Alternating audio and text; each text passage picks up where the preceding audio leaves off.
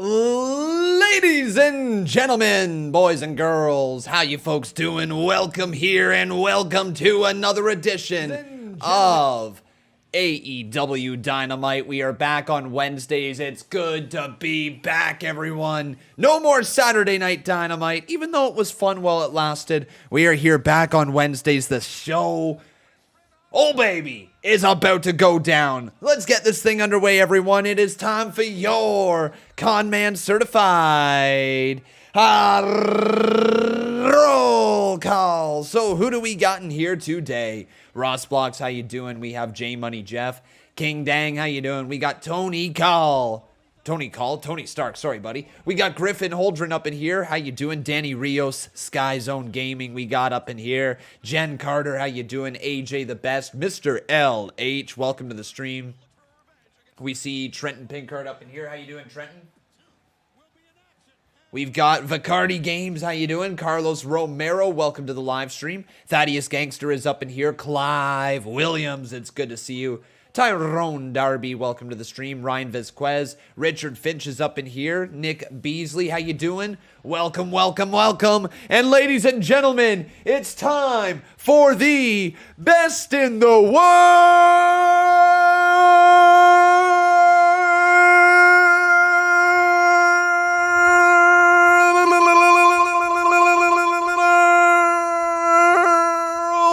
It is CM Punk. Holy cow, everyone.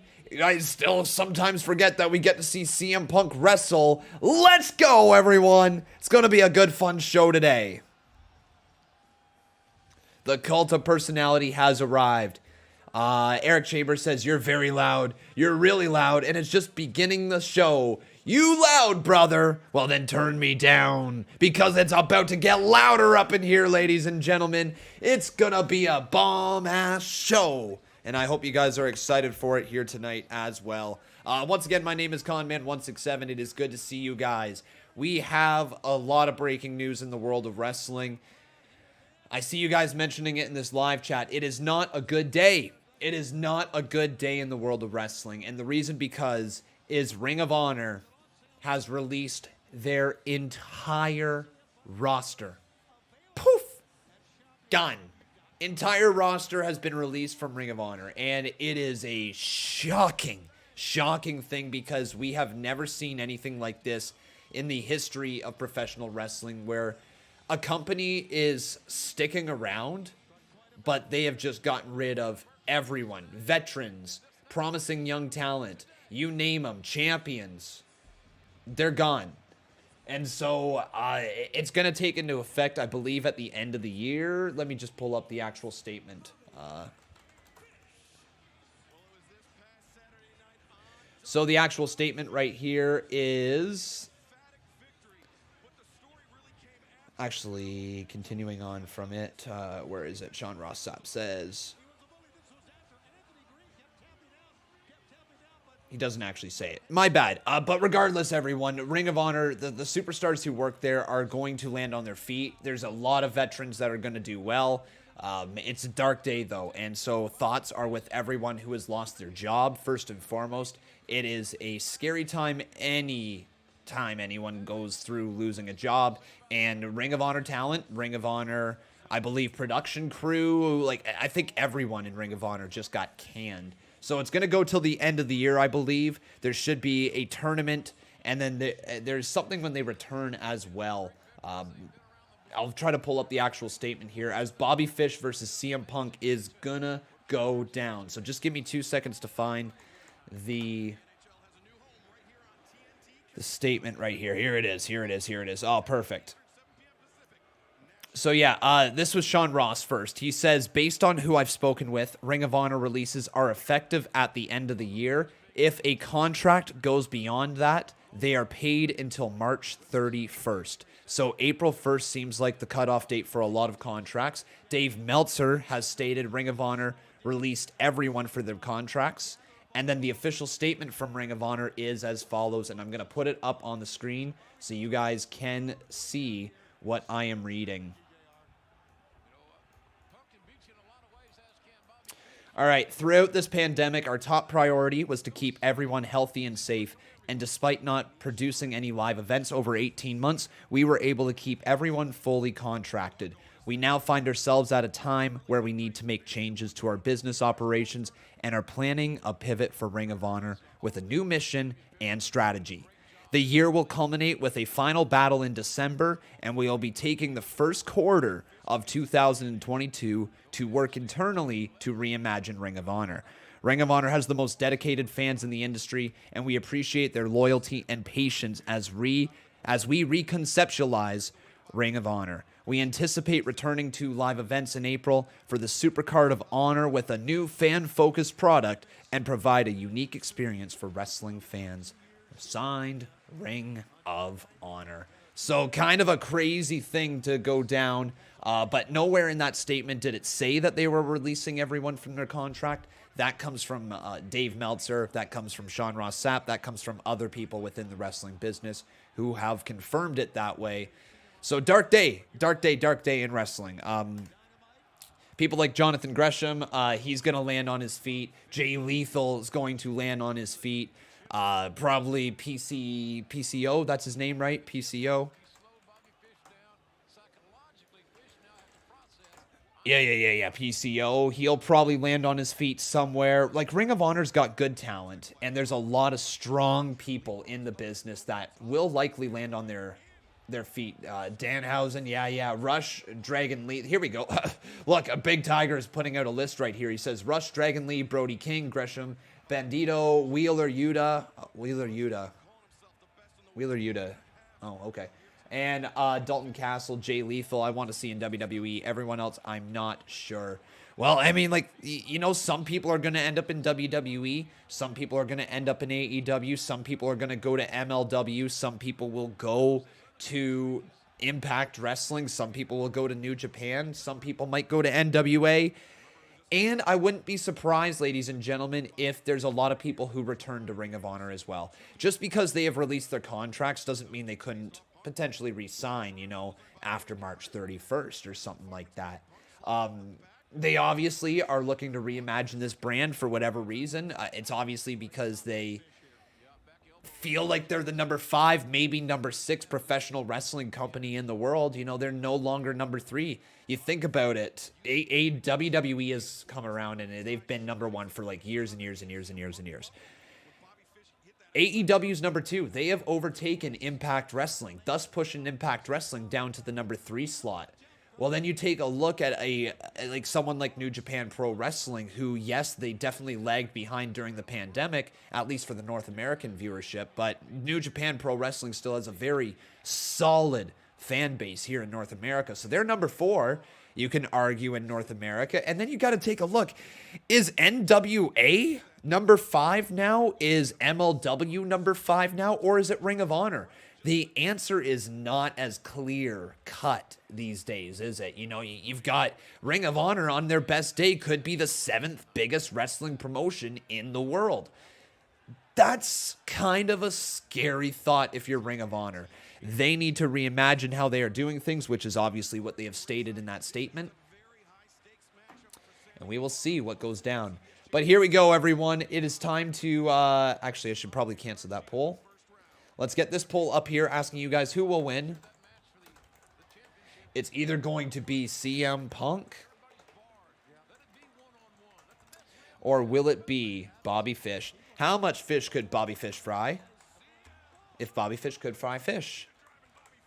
Nice tope suicida there from CM Punk, knocking down Bobby Fish right into the barricade. Rodique, the living legend, says WWE should buy Ring of Honor, don't you think? Oh, that's a tough question, man. That's a very tough question. Do I think they should buy Ring of Honor? No, I don't think so. I don't think WWE needs to buy Ring of Honor. They have Evolve. They've kind of got that working relationship with Evolve and all that. The only reason they would want to buy Ring of Honor is for their video library.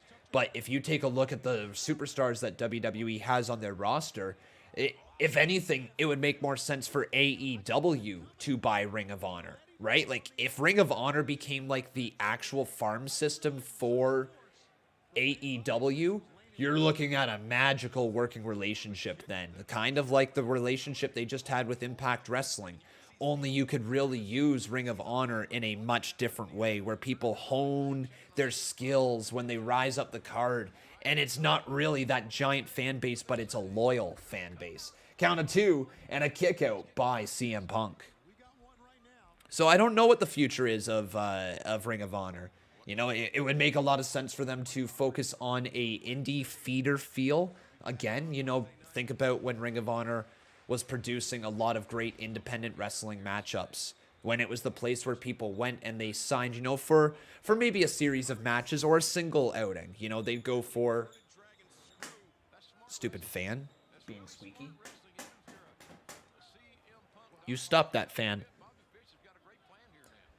But think of when Ring of Honor was like the feeder system to the big leagues. You went through Ring of Honor and you honed your craft and you got over with the independent wrestling fans, and then you signed to bigger and better things, and then Ring of Honor just created new stars and kept pushing them through. I just wonder if they're going to be able to get back to being like that. Why is my fan squeaking? That's going to bug me. Jason Barker, how you doing, my man? Good to see you. He says Jay Lethal can go back to Impact. It's true. That could happen. We will see if that ends up happening. By the way, CM Punk or Fish. Do you vote Punk, vote Fish in this live chat. Crown Jewel Ghostface says AEW might go for Jay Lethal. They might. I think you're going to have a lot of people going after a good amount of Ring of Honor stars. NXT is going to be like licking their chops. Like, I wonder if NXT is going to fall back into the exact same thing that they did before, where all of a sudden they were new on the block and they were like, okay, this is cool, this is new, we're going to make our own stars, we're going to put everyone forward who we want to present, and then start signing independent stars again. And slowly but surely the indies start infiltrating NXT. And then NXT becomes this must-see thing, and we're all of a sudden like, oh my god, NXT's the best brand in wrestling. And then those guys get called up to the main roster. And then Vince McMahon takes a big old poop on them. And then we're like, wow, this stinks because they've got poop on them. Obviously it stinks. And then we're like, man, now they need to go sign with AEW. And then the process repeats all over again. Maybe we get ourselves a new wrestling promotion on the block that is called Extremely Talented Wrestling, ETW. You know, maybe we get something like that. I don't know. Like, maybe.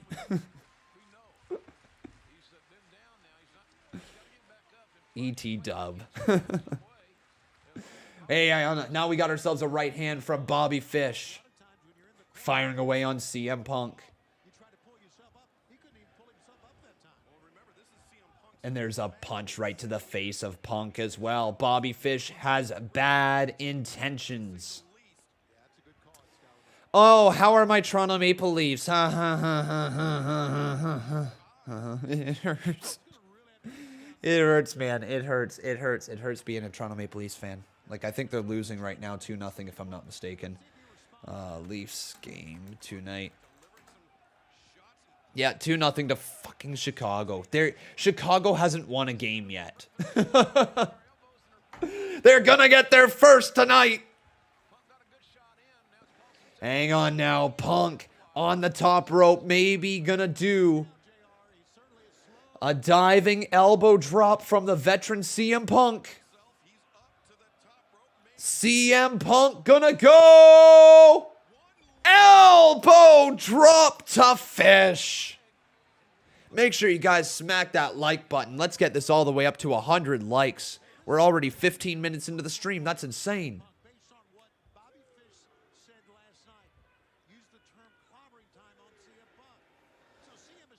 And how will trading Mitch Marner change anything? It will change a lot of things. The players you could get back, the cap space that would be open. I mean, the Leafs were so close to the cap that when Peter Mrazek, the goalie, the backup goalie for the Leafs, went down, they didn't have enough free cap space to call up a backup goalie.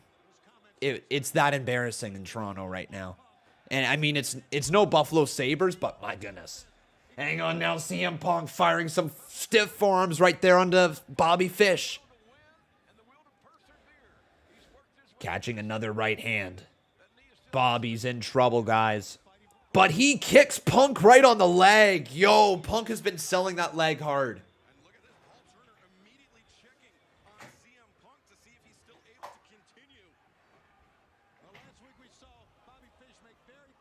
Oh, spin kick right there from Fish. Punk's caught in the midsection, but Punk with a back heel kick. That was smooth. That's actually one of the smoothest moves CM Punk has done yet. Now here it comes. There's that tilt-a-world neck breaker. Or, I don't even know what you call that one. No idea. There's the running knee. Come on, CM Punk. Oh. Is CM Punk's running knee and Bulldog trademarked for WWE? Well, he's not using it right there. Kick out at 2.5 off the running clothesline and knee. Do I want Charlotte to join AEW? No. No, I don't. I want her to remain right in WWE where she belongs. You know what is kind of crazy? Is the amount of fans. Oh, CM Punk went for the go to sleep, but nice dragon screw leg whip from Bobby Fish. He stopped him right in his tracks. What I love seeing is how AEW fans are all of a sudden, the moment there's some Charlotte Flair drama, they're like, ooh, what about Charlotte in AEW? You guys just know there's so many people who would love to see it, right? It's just like, that proves right there that Charlotte Flair is damn good at what she does, that people would still want to see her in AEW. I'm sure there's also a very vocal section of the crowd, though, that would not want to see Charlotte Flair in AEW. Wait a second now, back up on the shoulder. Oh, the go to sleep out of nowhere. But Punk selling the left knee. And that's gotta be it. Good night, Fish. What? What? Fish kicked out?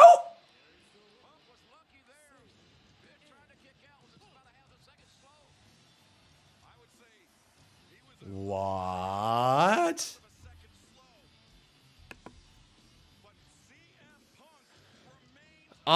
Fish might have kicked out. Did Fish just go into business for himself?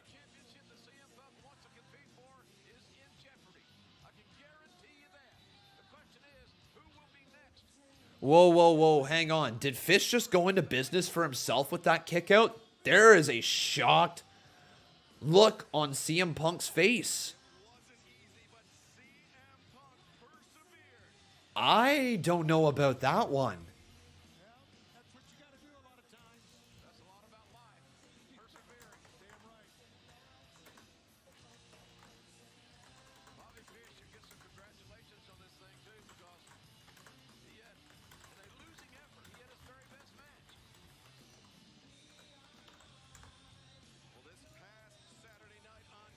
I'm very confused. Did Bobby Fish...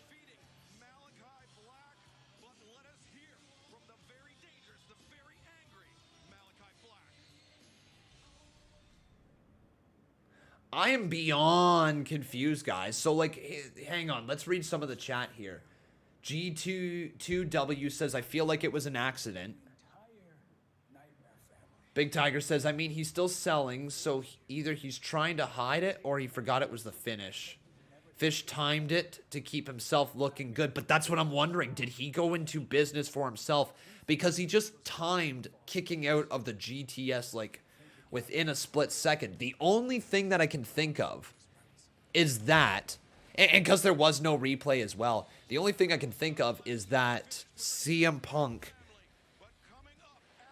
his knee had been worked on that entire match, so maybe it's to do with the hurt knee. And maybe it's trying to say, like, hey, he didn't get all of that go to sleep. He got enough of it, but he didn't get all of it. And if that's the case, then I guess I'm okay with it, but it certainly looked like Bobby Fish went into business for himself with that late kick out. Very weird. Very weird. Yeah, Fish kicked out like right at the very end. I wonder if there's a replay on Twitter or something like that. Let's take a look at what's going on here.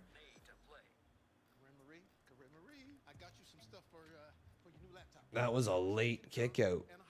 Oh, I want to go to the replies of AEW.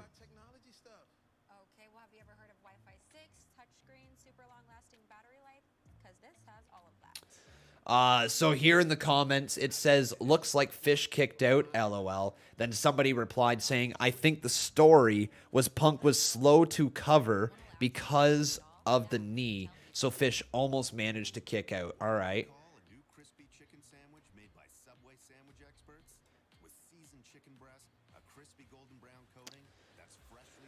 So it was really close. Really, really close.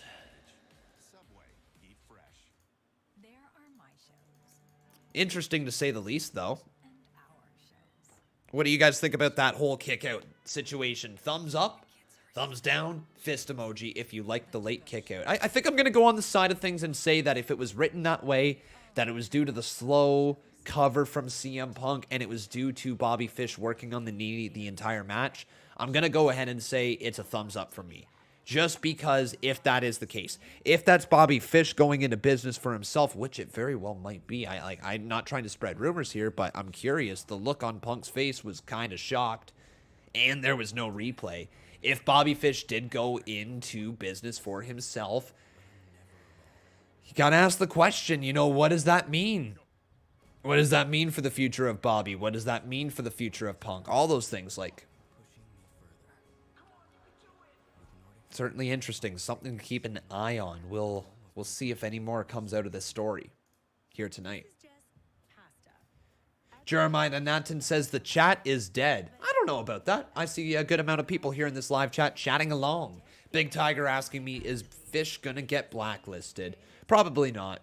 I really don't think it was him going into business for himself, but there was just that moment. That shocked moment on Punk's face that makes me question it. Am I the only one? Or are other people feeling that too? This Punk and Fish story might become a full-on feud and prelude for a potential rematch if Bobby is claiming he kicked out and got screwed. It could be. Punk needs a feud. Punk definitely needs a feud. Yeah, I see you there, Big Tiger. I see you there, my man. I see that comment. But here is MJF. Wardlow and the chairman, Shawn Spears, coming on down to the ring.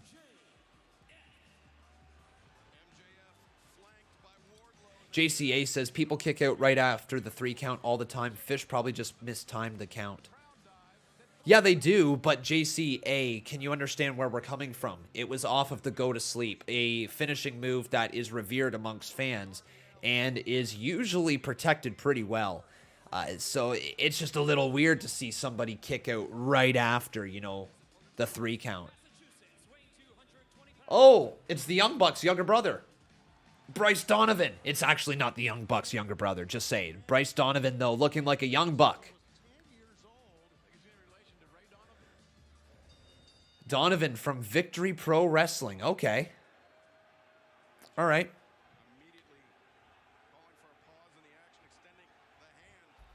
MJF wants to get a handshake here.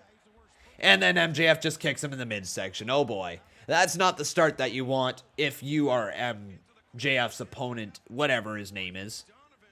Donovan. Oh, guys, this might not go well. Donovan just got rocked.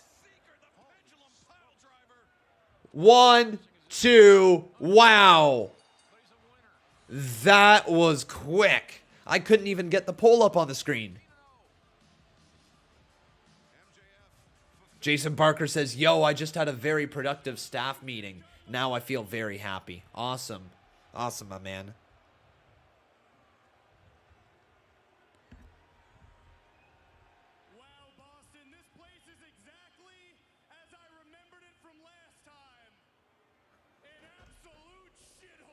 Oh, there goes MJF with that heel heat again. But guess what? You're lucky, Mass. You just got to see me do what I do best, and that's pinning shoulders on mats and banging rats. What? The only problem is Banging rats? skip the second part this week, since I'd rather shove my junk in a blender than go anywhere near your disgusting Jesus, MJF, that's a... Here's my impression of all of your mothers. What? MJF, hotta. Oh my God. And speaking of disgusting, Wow. Darby Allin. What? This guy is such a heel. Like, he is such a heel. Like Darby, huh? Griffin Holdren, my man, you don't need to ask me if you wish to go watch another live streamer, dude. You do you, okay? Makes sense you cheer for Darby. This town loves to cheer for losers, don't you? Oh. September 29th, you made a mistake. You interrupted me when I was telling everybody I deserve to be the AEW World Champion, which is true. And to make matters worse, you threw the gauntlet down, baby boy. You claimed I couldn't break you mentally. Well, that's interesting considering the fact you're too scared to show up for work now, aren't you? Oh. Okay. Griffin Holdren, my man, I have absolutely no clue who is watching who, when you are watching who, anything like that. So if you would like to, go right ahead. You know, like, I'm not going to say, please leave my live stream, but if you want to, go right ahead. It's your choice. I knocked out your creepy poppy Sting with my beautiful dynamite diamond ring. He's very proud of knocking out Sting. I mean, Over 2 years ago when I beat Hangman. is the ring gonna be put up for grabs now again? Like, do you think they do that? The more you know. Now that dumb schmuck Darby Allin is out of my hair, there's nothing stopping me from my destiny. What's his destiny? The AEW title? What happens after Full Gear? Kenny or Adam, it doesn't matter because you are looking at the future world champion because I am MJF wants the world title. the present and the future. Shut your mouth. Wow. As soon as they started cheering for him, he got them booing him again. And now, ladies and gentlemen, it's the man they call Sting! Ah, whoa, Sting. Oh, he's here. Oh, he got us. Oh, wow, he got us. MJF with a classic Jericho moment. Not even a classic Jericho moment, a classic Shawn Michaels with Bret Hart moment. Oh, no. Oh, my. Excuses are so dumb. All right, hold on. Okay. Listen up. Oh, lights are out. Very funny, Spears. Very funny, Spears. It's not me, pal. What? What's going on here?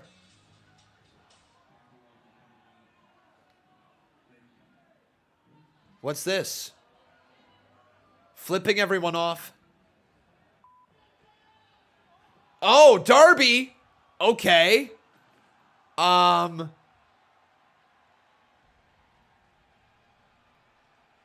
What? Now time to break you physically. Oh, Sting's in the ring. Sting's in the ring with the baseball bat. What in the world? Hang on. There might be someone right behind him. Guys, I think Darby's behind him. Yes, he is. Darby Allin's right behind MJF. Oh my God, dude. Turn around. Oh, now MJF running like a scalded mule. Is that what JR says? Something like that. Oh my goodness. And now, right there, Shawn Spears sent into the steel steps. Darby Allin's back.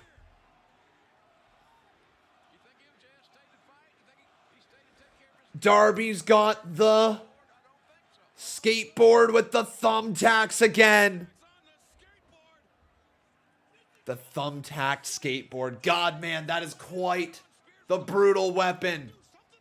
Wardlow gonna get caught. Oh my God, all of the freaking thumbtacks just ripping off the board. Darby wants MJF at Full Gear. Absolutely. Running like a government mule. That's what it is. Scolded dog, government mule. I combined the two. Oh, now here's Darby Allin. Yeah. He wants him at Full Gear. Darby. MJF. Are you guys excited for that one? Thumbs up, thumbs down, fist emoji right here in the live chat. Let me know if you're excited for that match. Full Gear, everyone.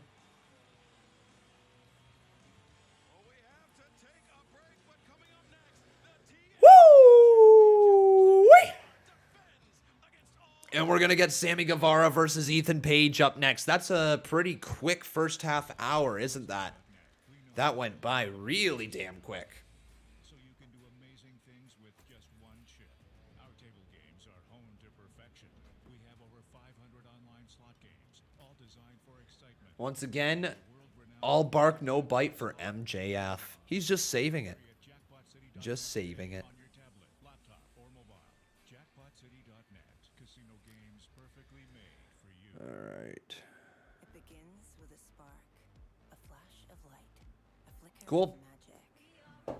Griffin Holdren says, I added a like to the vid. Thanks, my man. Carlos Romero says, JR sounding better comparing to last week. I would agree with that, yes. And it's powerful. Craft Machine says, which storyline are you mostly invested in for AEW right now? Not gonna lie, what the Men of the Year are doing is pretty entertaining. I'm also invested in the Hangman Adam Page, Kenny Omega storyline right now. I'm also really invested in what Miro's gonna do next. Like, that to me seems pretty entertaining. I'm excited to see what it's going to be. Helped with my job search. It worked like a free personal recruiter, sending me the right jobs. I applied with a click. They found me great jobs. Voices all around me says AEW is the best company.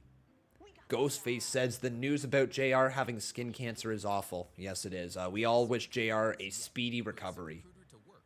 A13 Entertainment says that's funny because I sim Darby versus Kenny and Hangman versus MJF. There you go, my man. Let's find out. Justin Evilizer says AEW Full Gear will be at the Target Center on November 13th. Who do you have winning the TNT Championship? I have Sammy Guevara retaining, says Lauren Clayton. Yeah, I do too, just because, like, I don't see Sammy Guevara getting kicked out of the Inner Circle right now. Like, if anything, I see the match between the Inner Circle and America's top... What is it? American Top Team? Is that what it is?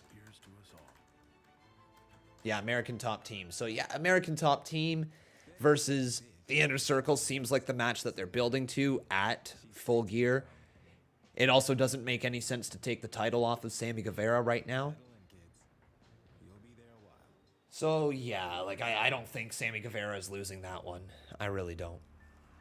But thank you guys so much for being here today. If you have enjoyed the video so far, drop that like. Also making sure you are subscribed to the channel. I'd love to see your name pop up there on the top left-hand side of the screen. And if you would like to, you can always consider dropping a super chat donation. Doesn't matter how much or how little, any bit is appreciated. It just keeps this channel running week to week. Thank you guys so very much for your support. That could be disturbing to some viewers. Discretion is advised.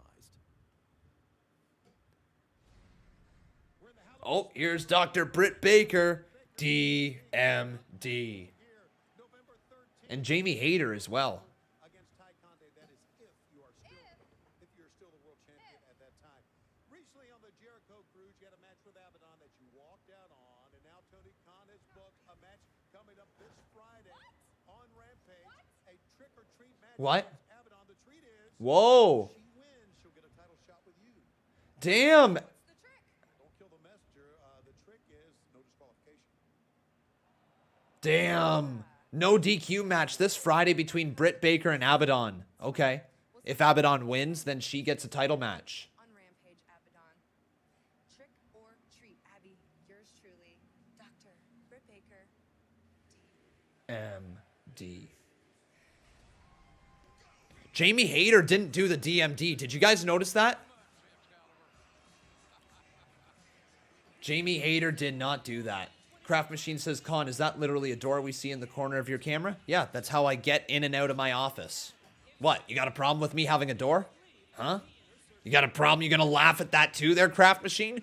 You gonna throw those crafting, lying, whatever the hell that face is that you use? The lying, laughing, crying face. I realize that I just combined the two words, but don't pay attention to that one. The laughing, crying emoji that you just constantly put at the end of every single one of your messages. That makes me feel like I'm this small. You know, just that message, that way that you phrase it is not condescending at all. You know, no, nothing like that, right? No, nothing. That's not, no, nothing like that. Is it okay if I have a door? Thank you.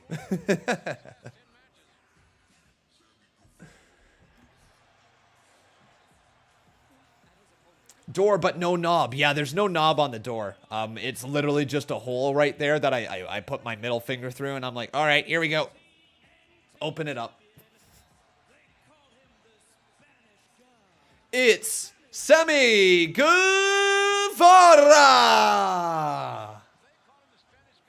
Richard Finch says doors are overrated. You know Richard, he just loves to climb up windows.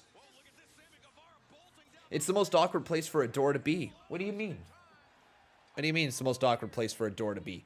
This is one wall, right up against there. That's a second wall. This is a third wall. That's a fourth wall. That's actually the most logical place for the door because that's the hallway. What do you mean, what an awkward place for a door? If you mean it's an awkward place for my camera placement, absolutely.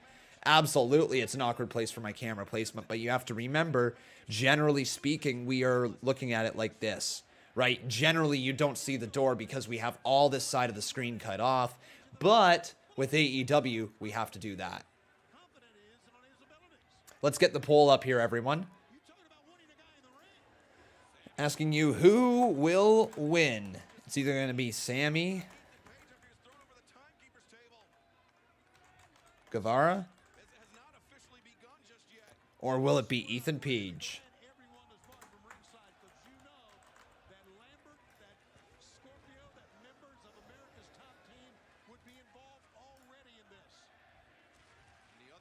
The truth is, Khan is trapped in that room. No door. That is true, actually. Blink 7 times if you're in trouble. I'm joking, guys. I'm not in trouble.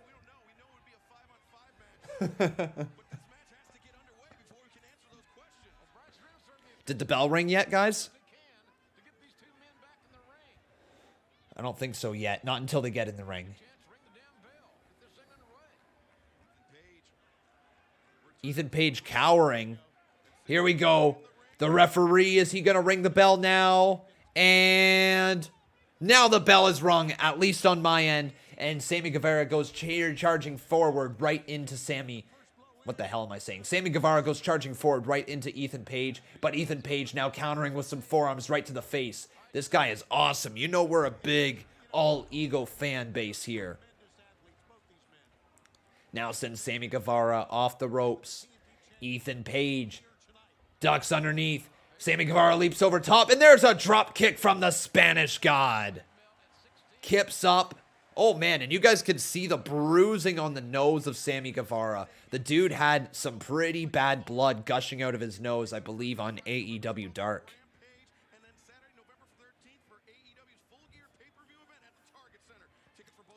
Man, November 13th, everyone. Saturday, November 13th. It is going to be AEW Full Gear. Oh, man. Am I going to be live with it? Yes, I will. I will.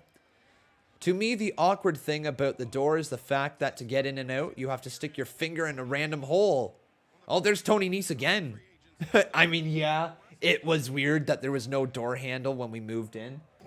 But that was the case, you know. We were going to put a new one on it, but so far, actually, it's kind of funny. You can see that I have like a...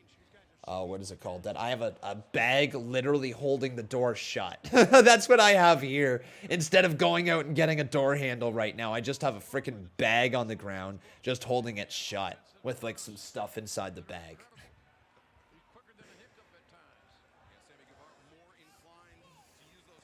John Doe says, I bet he puts more than his finger in that hole.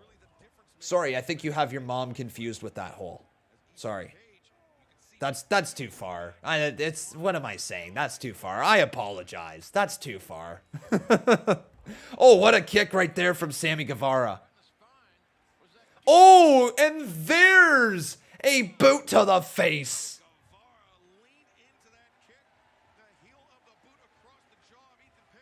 Hang on. Now going all the way back up. Sammy, though, just got caught by Ethan Page. Yeah, Khan went there for no reason. Yeah, I know, right?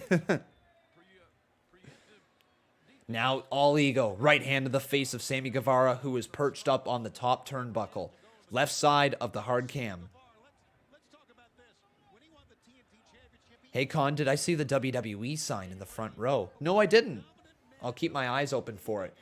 Ethan Page, though, oh my God, what a backbreaker on the top turnbuckle. That looks like that hurt.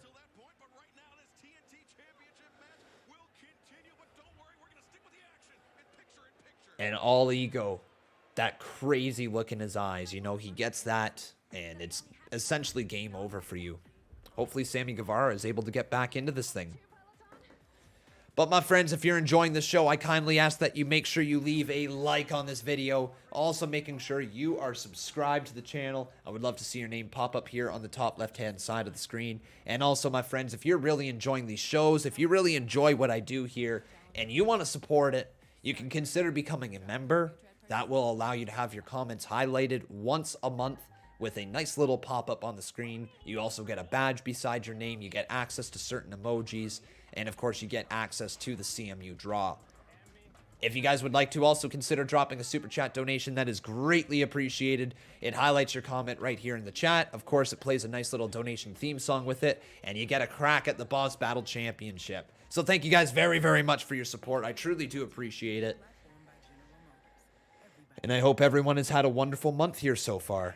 I really do. We are closing in on the end of the month. This is actually our... what is it? Third last live stream of the month? I think so. Yeah. Third last live stream of the month on this channel. Well, I technically fourth because we have AEW Dynamite here tonight. We have the CMU tomorrow. We have Friday Night SmackDown on Friday, and then we have AEW Rampage. So we have 3 more live streams. This is the 4th last stream of the month. So if you guys want to get involved on the Boss Battle Championship, you can, anything like that. The leaders of the championship are as follows. We have Jason Barker sitting in first as an 8-time Boss Battle champion. Amitty is in second as a 6-time Boss Battle champion. Lux 7 is in third as a 5-time Boss Battle champion. And I think that is, yeah. Then Jonathan Farthing, Brandon Harbin. You two are tied for 4th for the Boss Battle Championship. Thank you guys so much.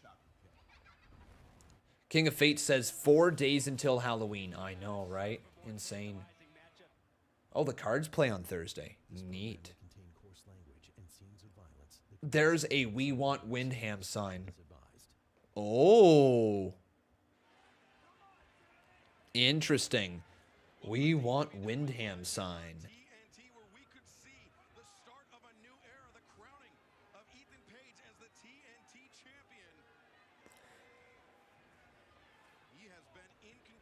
People are also asking me, how do you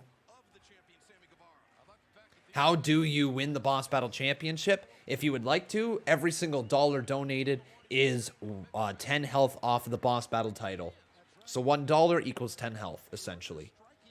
Big Tiger asking, is the CMU already done? No, my friend. Right after this live stream today, I have to finish recording parts of it. And then I gotta get the promos recorded and written. I've got a lot of work still left with the CMU, but the nice part is that we don't have 2 live streams tomorrow. We don't have a crown jewel, right? We just have the CMU, and we have no gaming live streams on Con Games either, so lots and lots of time to work on it.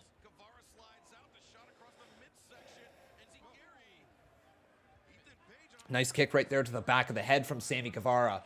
Sammy, though, looping around the side. He's going to maybe go flying here. Springboard. Going for the cutter. Oh, he hit it.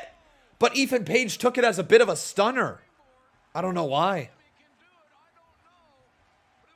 Now Sammy right back into the corner. However, he runs into a boot from All Ego Ethan Page. Right back into it. What the hell?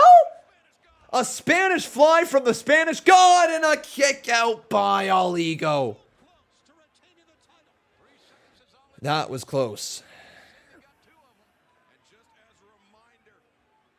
If you would like to tweet it, go right ahead there, Tim Sullivan. One-on-one TNT championship match, and not only is it a championship match, but if Sammy Guevara loses, he must leave the inner circle. Ross Block says CMU Halloween Havoc is going to be a great show. Yeah, man. Halloween Havoc tomorrow. And it is going to be very exciting. We might start a new era of the CMU after Halloween Havoc, but I haven't decided for sure. I just want to ask you guys, people who watch the CMU on a regular basis, would you be okay with it going to an every other week sort of thing? This is not for sure, but I'm curious. Oh my God! Sammy Guevara with a huge shooting star press. An every other week sort of thing. If it's a no, say no, okay? I really want to know. I'm curious. If it's a no, say no, all right? Don't just say yes because you want to be nice. Yikes, how about that? I think the right elbow, though, of All Ego Ethan Page got to the midsection of Sammy. Hurt Sammy as well. If the stakes weren't high enough, if this was not just a regular TNT championship match, Sammy Guevara's membership of the inner circle on the line here. Just reading the comments. Hang on now. All the way up. Back elbow delivered.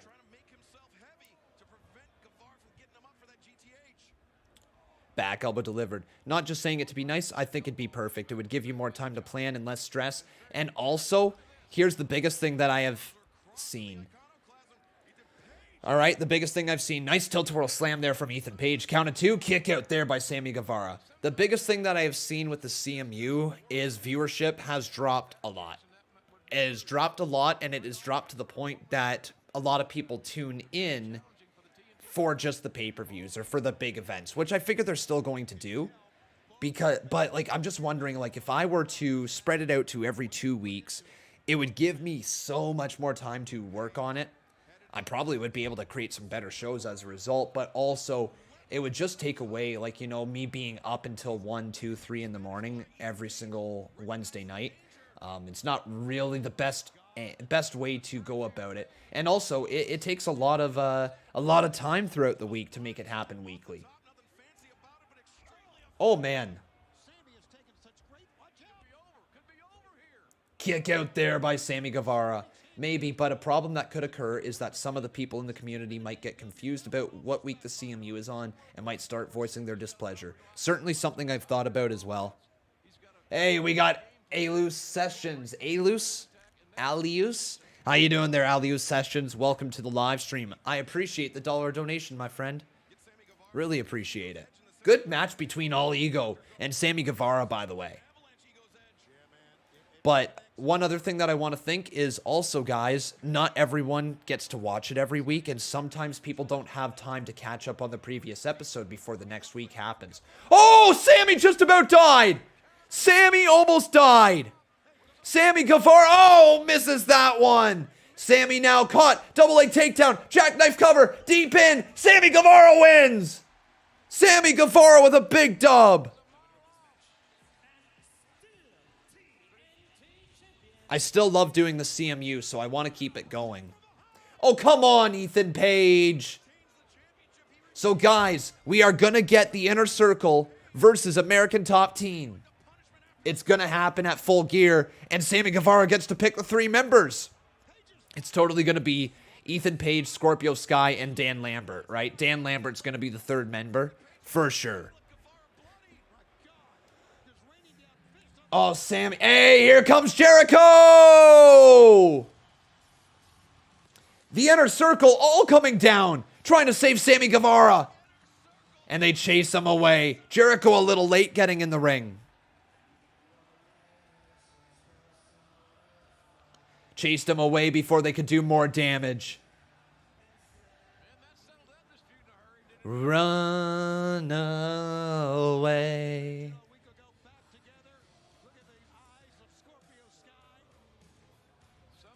Everyone's still just singing the song. I can't believe it's still so over. And the inner circle stays together, everyone. Brace. Whoa! Tony Nese is not a fan of it. Did you guys notice that? Tony Nese is not a fan of it. What have I become? Everyone I've ever loved, I've pushed them all away. To the Judas in my mind. Jericho looking winded AF. He was the last one down to that ring, wasn't he? He was a little slow getting there. So is Sammy gonna make his choice? I think so.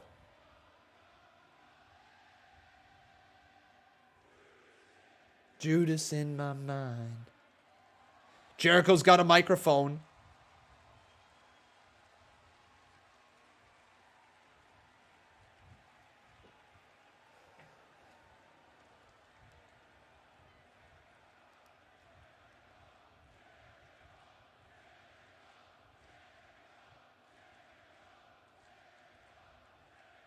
There's a big Jericho chant.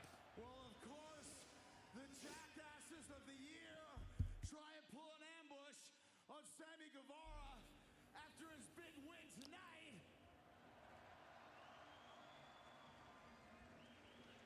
But at least, Scorpio Sky, at least you have beaten Le Champion twice. I respect that. But Ethan Page, let's be honest, the last thing you've beaten of any prominence is yourself in your hotel room last night. Damn. Ethan Page covers up his, his little page. Ethan Page pulls open his pants and looks down at it. Beat the P. Tim Sullivan, dude, I'm not looking for drama, man. Please don't come in and try to cause it. I don't know what's going on with it. A 5-on-5 10-man tag team match at Full Gear on November 13th. It's the Amity situation all over again. I'm going to ask you one more time. Please don't cause drama in this chat. America's top team versus the reunited Inner Circle, baby. There it is. And by virtue of Tony Khan, this match is now going to be a Minneapolis street fight. Oh, it's going to be a Minneapolis street fight, ladies and gentlemen. So next week, we're going to decide which members of America's top team are going to be in this match. So please tell Dan Lambert, that fat face. Well, hey, it's Halloween, right? That pumpkin-headed dipshit to be there so we can decide which members of his team we're going to shove kendo sticks up their backside and make MMA meatsicles with. MMA meatsicles. Meatsicles. Meatsicles. Paraphrase some lyrics by one of the greatest rock and roll songs of all time, Sweet Emotion by Boston's own Aerosmith. Jericho's going to quote Aerosmith. Talk about things that nobody cares. You're wearing all the things that nobody wears. You're calling us out, but let me make it clear as glass. At Full Gear, honey, we're gonna kick your effing ass. Wow, that was a good quote. There we go. Jericho with some words for America's top team and the men of the year. Damn. In the AEW World Championship Eliminator Tournament. Coming up on Rampage on Friday. Oh, Eddie Kingston, Daniel Bryan. Did you guys see the backstage stuff between these two? Very good. We're going to see if we get it again. You know, Brian, you talked about hard work last night. That I don't work hard, huh? bro. Every morning I wake up and I take a pill of Zoloft so I don't flip out and hurt somebody. I have to battle depression. And then that depression turns into anger. And then after that, you never know what I'm gonna do. But I'm not trying to get locked up because I'm trying to live a dream. You don't tell me about hard work until you walked a mile in my shoes, partner. Wow. And guess what? I'm done talking. And I'm done listening. Excuse my back. Excuse my back. Walks away from Bryan. Damn. That's the Eddie Kingston I want to see. Okay.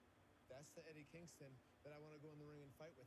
That's the Eddie Kingston who's got something to believe in, who's got something to fight for. And I hate to tell you, Eddie, but I've been through it too. And I don't complain about it. Wow. So many people in this country, in this locker room, who've been through that same crap and walked through it every single day. Bryan burying him. Go out there and put in the work. I am not saying that you're not a hard worker. Every time you step in the ring, he works his ass off. Eddie Kingston works his ass off, and I'm going to give him this. Wow. I'm going to give him this too. Says he works his ass off. And John Moxley are the two toughest professional wrestlers. Whoa. What? Really, Bryan? Despite all of that, on Friday, I'm going to go out there and prove that I'm the best. And Eddie, I don't care if you're willing to listen or not. I'm going to beat you. Damn. Good promos all around from both Bryan Danielson and Eddie Kingston. Really good stuff. Really, really good.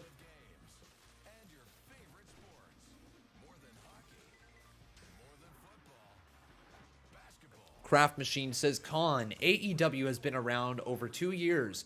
Could you possibly name what has been your favorite match and your most favorite moment over the 2 years? Favorite moment. Okay. Wow. Favorite moment. God. John Moxley. It's so tough. Like, it's so tough to beat that first epic moment with John Moxley showing up. Like, you remember, I think it was it Double or Nothing? Was that where John Moxley made his debut? Double or Nothing?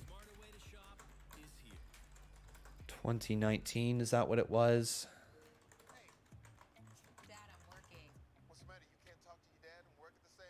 I think so, yeah. Okay, so that moment, like, I experienced it with Bob, right? So Bob and me, we were live. Like, I mean, guys, there's I think there's just no two ways to put it. This was the most amazing thing. Like, John Moxley debuts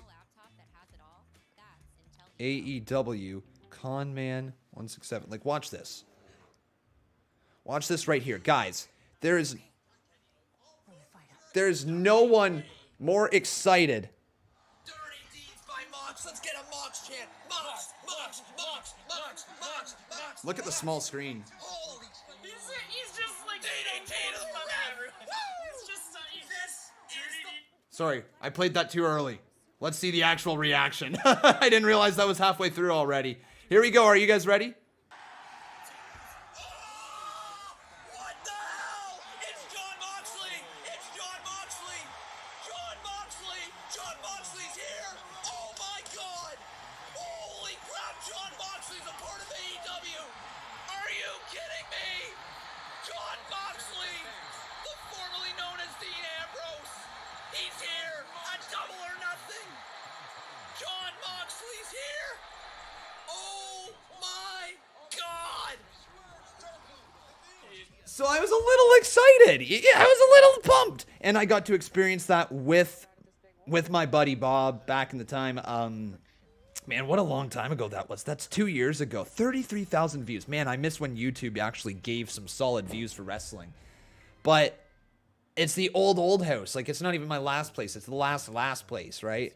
It's that long ago, but it still sticks out in my mind like it's just right there. That's like the best moment. I cannot reiterate how enjoyable that was watching that moment happen at Double or Nothing 2019. Nelly 1994 says, what happened to him? Miss you guys reacting. Unfortunately, guys, Bob now lives 3.5 hours away from me, even sometimes up to 4 hours depending on traffic.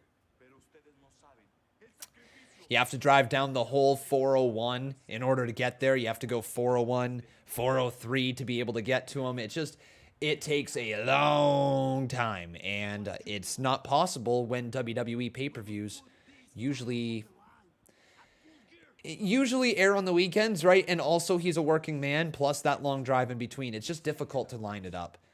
But interesting that a lot of WWE pay-per-views are moving to Saturday. I do want to see Bob again. It would be wonderful to have some sort of reunion here on this channel. It'd be fantastic, wouldn't it?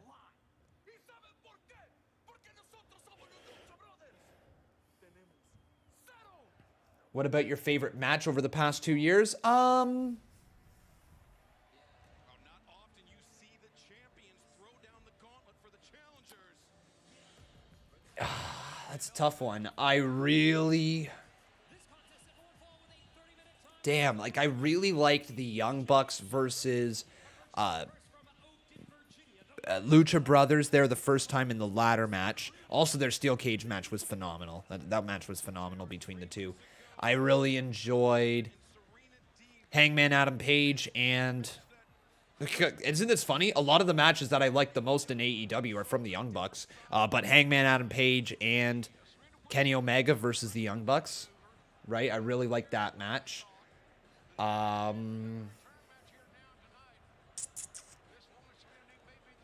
loved the build to Hangman and the Dark Order versus the Elite. I really liked that that entire build. And the entrances with that match made that probably my favorite spectacle that AEW has put on. Also, Cody Rhodes versus Dustin Rhodes. That one was phenomenal when that first happened.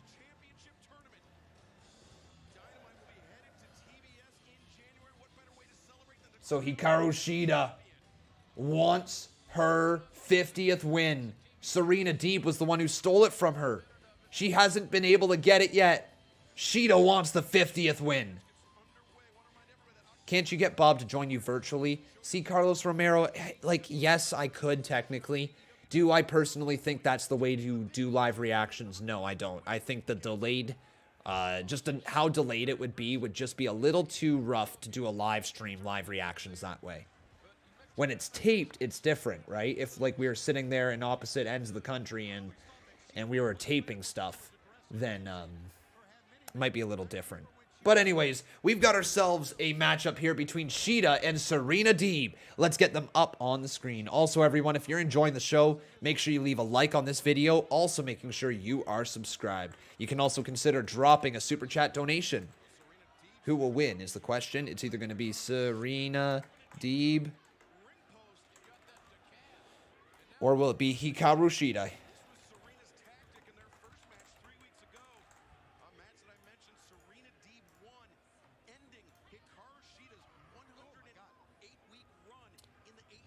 Con, in case you missed it, it has been announced that the Lucha Bros will defend the AEW World Tag Team Championships against FTR at Full Gear.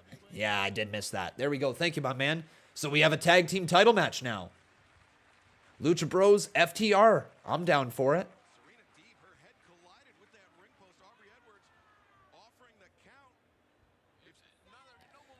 Wait a second. Shida stops the referee's count and goes out to grab Serena Deeb. Shida's kind of snapping, isn't she?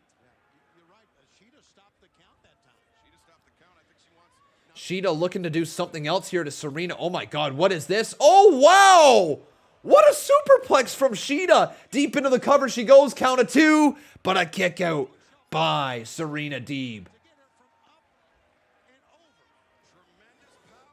Serena, slammed face first into the corner turnbuckle. Serena Deeb, not Serena Deeb, Hikaru Shida. Oh, running first into the corner. I can't speak. Good Lord, guys, I apologize. I gotta catch my breath. Apparently, I cannot say words. I'm just mumbling through things over here, aren't I? Nelly1994 says, we want Bob, we want Bob. I know, man. I know, Nelly. I want Bob too, but we can't have Bob.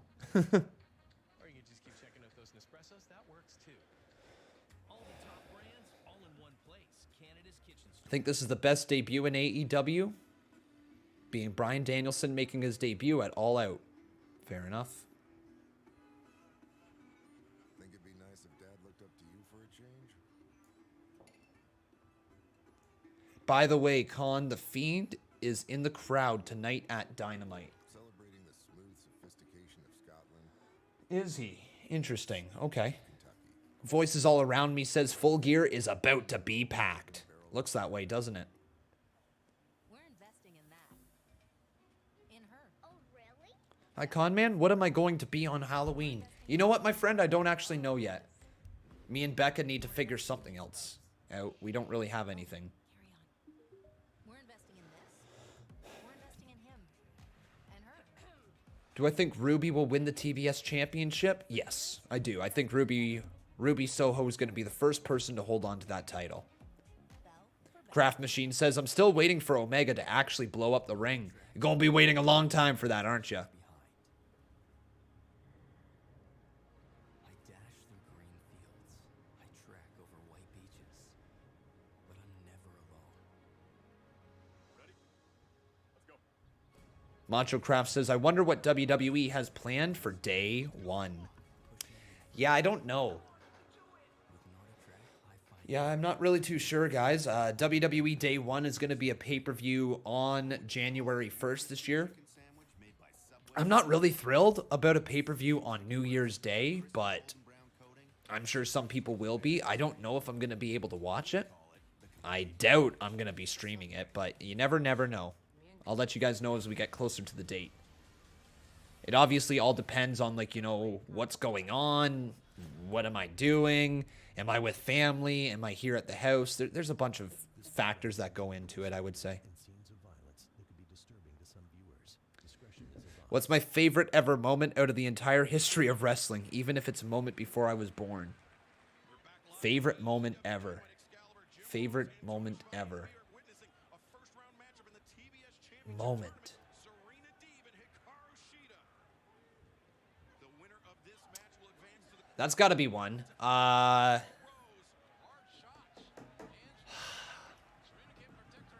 Okay, so I'm going to say this one here. I don't know if it's true. It's the one that jumped to my mind, though. My favorite moment in wrestling was because I was at SummerSlam 2019. But my favorite moment in wrestling was seeing the debut of The Fiend. Seeing the debut of the entrance. Seeing the lights go out. Seeing everyone realize that the Fiend's music had just, Bray Wyatt's music had just been altered to now become the Fiend's music. It was a really surreal moment, and I can't say enough how cool it was, how it felt like, you know, the goosebumps started down at my hand and they just went all the way up to my shoulder and down my back. And when he entered with that lantern and he's just walking with the decapitated head, it was quite the surreal moment. Now, do I think that's my favorite moment in all of wrestling? Like, I don't think so, but it's the one that came to my mind. Favorite moment in all of wrestling.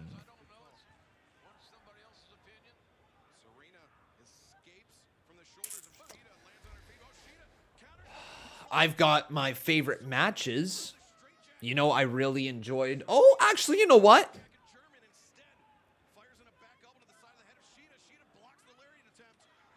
I don't know if I can get. It's so weird. I've got some favorite matches. You know, I've got Undertaker versus Shawn Michaels WrestleMania 25. I have DIY versus FTR, or I guess the Revival. Yeah, DIY versus the Revival.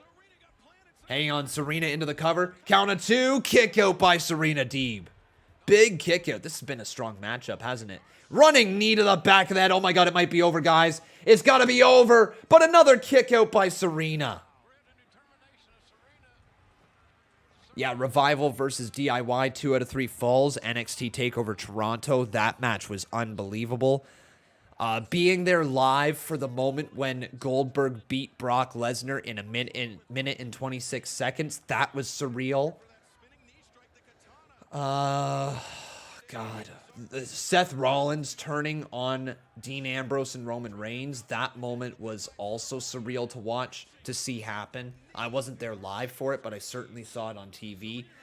Dolph Ziggler cashing in his Money in the Bank briefcase, that's when Dolph Ziggler became one of my favorites of all time. So maybe I would say that's like one of my favorite moments. I can also remember being downstairs in my basement and seeing The Rock for the very first time. When The Rock returned to be the guest host of WrestleMania, because I had never seen wrestling before 2005, so that means I missed everything that The Rock did. And when he showed up and I heard that, "If you smell," I got goosebump moment. Like, I got goosebumps. It was a goosebump-inducing moment all the way up my arm. Like, again, down my back. I can remember being in my basement watching it. I can remember Jeff Hardy jumping off the top of the steel cage down onto Umaga and hitting a Whisper in the Wind. That's probably the moment I became a true wrestling fan. Back in 2008 or 2007, something like that. CM Punk's pipe bomb. I watched that on TV as well. Like, that was a moment that will always stick in my brain. Cesaro's epic babyface comeback. That moment I remember watching it live and being like, oh my God, Cesaro's a beast.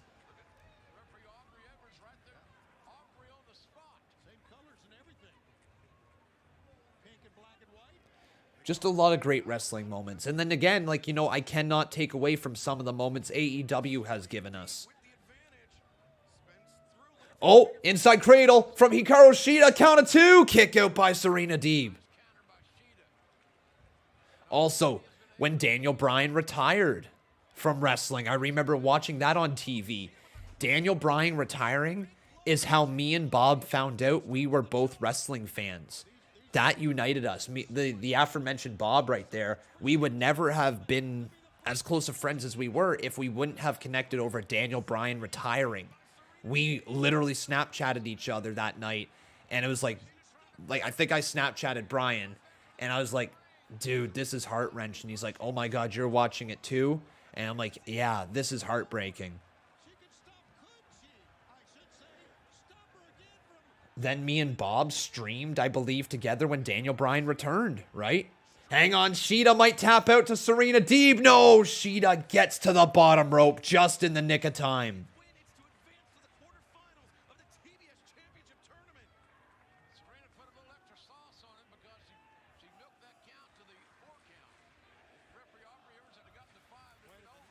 The best part of your live streaming career is seeing these brand new wrestlers and potentially see their entire major wrestling career with your reactions. It's pretty damn neat, isn't it? Wait a second, Shida's about to cheat. Shida. Sheeta's going to hand it over to the referee. Serena Deeb, oh my God! Thumb poke to the eye! 2, are you? Oh, kick out by Shida! Shida! Kick to the midsection from Serena Deeb. Serena hooking her arms, going for it. Wait. Rolling her up again. Wait, countered. 1, 2. Shida gets it. Shida's 50th win. There we go. The girl did it. Round of applause for Shida. 50 big wins. There we go. She does it. Holy Shida is right.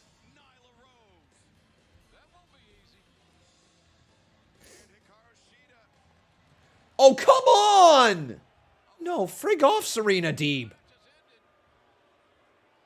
Oh, you're just a heartless bitch, aren't you? Well, here comes Serena Deeb. And yeah, Dynamic Doom says it best. Damn you, Deeb. Steel chair in the air. No, not on the knee. Oh my God, again on the knee.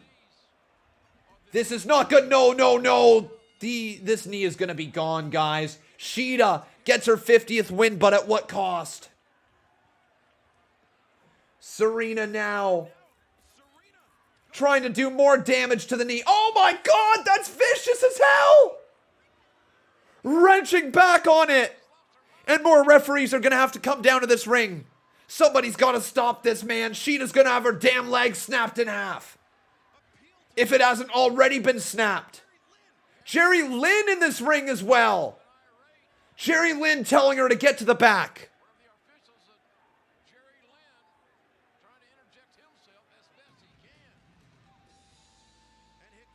And Serena Deeb has ventured further down the heel road. Goodness me, everyone. Wow. My friends, if you're enjoying the show, please make sure you leave a like on this video. Also making sure you are subscribed to the channel. You can see your name pop up on the top left-hand side.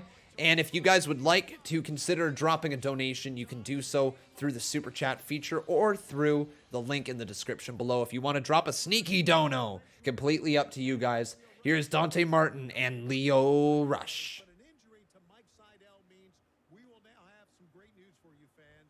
The third match between Dante Martin and Matt Seidel. The first two have been a classic. We know, Tony, we're all about timing, and clearly So Matt Seidel versus Lio Rush 3 is going to happen.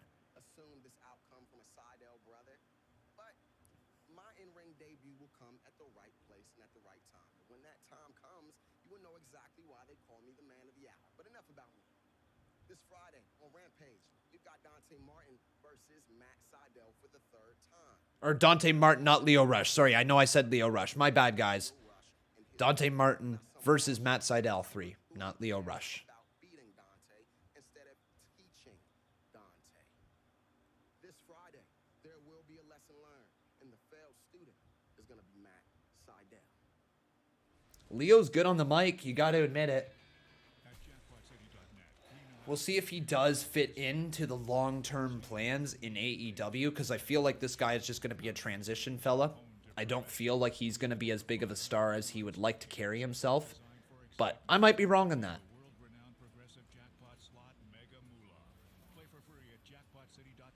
Who remembers when Daniel Bryan turned heel in 2018, and what was y'all's reaction to when he turned heel after beating AJ Styles for the WWE title?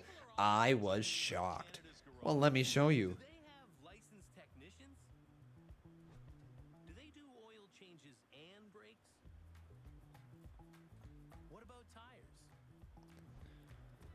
That Canadian Tire guy looks so strong. How much can he bench? 2 minutes remaining. Phenomenal form. Ready to go. Will it be enough? Bryan sidesteps him. Oh, referee's taken out. The ref was just taken out. No way. Running knee. Oh, wait a second. Daniel Bryan just hit a low blow. What?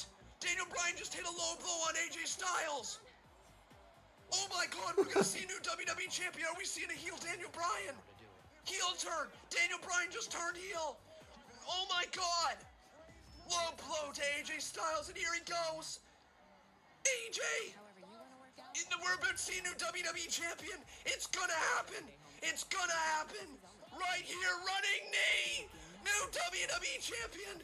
Right around the corner. 1, 2. We have a new champ. Yeah, I feel like my voice was a little pitchy. I feel like I didn't have complete control over my voice yet, because it sounded like I was commentating like this. And oh my God. Oh, Daniel Bryan. Oh my God. Daniel Bryan just turned heel. Holy cow. I sound like the Fink, man. My voice was definitely, like, 'cause here's the thing, guys. Back then, I had people living upstairs, and I did not want to be too loud. See Wrestling says, wow, I'm glad your camera is bigger now. Imagine only seeing your pretty face in a tiny box in 2021. Well, let's take you guys back. Let's take you back to the old days, huh?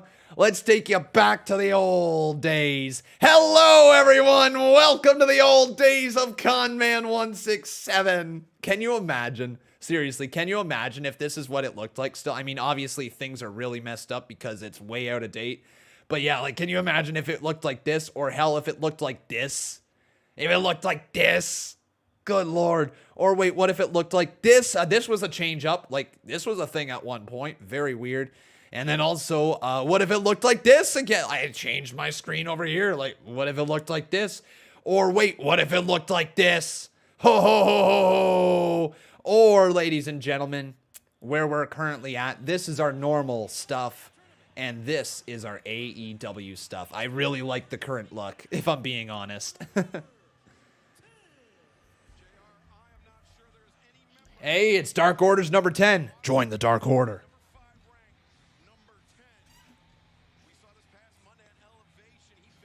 Con, do you ever just go back and watch my own reactions?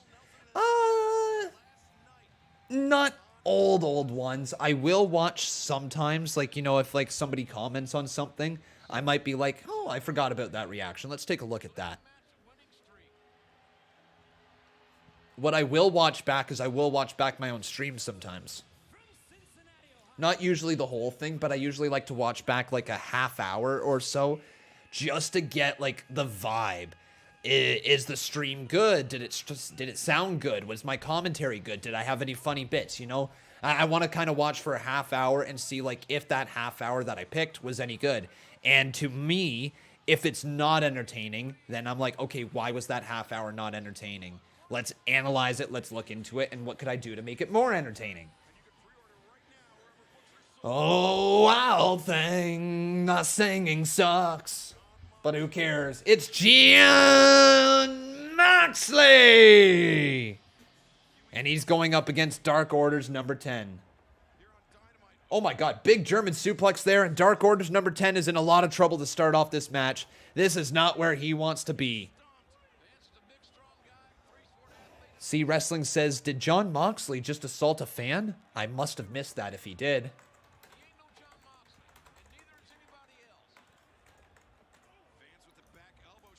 Or will it be John?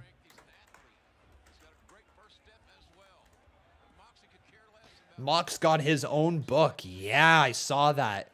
That might be an interesting read. Like, I do have the Young Bucks book downstairs, and I have thought about doing this with like the shelves, getting like some actual books and just putting them on the shelves back there, as opposed to WWE 2K17, WWE 2K16. Like, what the hell do I have on this shelf? Tyler Black, Thy Kingdom Come, like, shoot interview with Bruno Sammartino. Like, what is this? Seriously. Like, seriously, guys. What in the world? What in the world? Wait a second. 10's mask? Oh, no, guys! 10 is bleeding bad. 10 is bleeding bad. Oh, my God. Back elbow delivered. Now right back after him. And 10 looks like he has just been busted wide open, man. Off the ropes. 10 punt kick, I should say. Now off the ropes again. But Moxley, what a clothesline. And now some punches to the face. Opening that cut up more and more. Yeah, heel Moxley's almost here, guys. Oh my God, he's gonna rip the damn mask off. No, he's not. Paradigm shift delivered. Good night. 10. It's over. And Jon Moxley just leaves. Moxley just walks away after that. That's unbelievable. Good Lord. Just shows up, kicks ass, and leaves. Alright, so like, my God, Vance is bleeding badly, guys. When did he get cut open? Good Lord. But yeah, what I was going to say, like the stuff that I have back on that shelf, it's like the most random selection of DVDs you will ever see. Bruno Sammartino shoot interview. Thy Kingdom Come, a live pro wrestling event with Bobby Orlando versus James Ellsworth, the Shook Crew versus the Breakfast Club, VSK versus MJF, KM versus Teddy Hart, Smart, Mark Sterling, and Alex Reynolds versus Pat Buck and Jerry Lawler, Chris Statlander versus Katrina Leah, King of Cap Battle Royale, and Johnny Clash versus Bear Bronson. Like, just the most random selection of matches. And then we have Tyler Black, the early years of the Architect, It's Tyler Black versus Ricochet, Tyler Black versus Brandon Tomaselli, Tyler Black versus Kevin Steen, Black versus Trick Davis, Black versus Josh Abercrombie, Black versus Josh Abercrombie as well. And then we got the Road Warriors DVD in Japan. This one's actually pretty cool to have. Ooh, here comes Cody. And the boos are here. They're not going away, guys.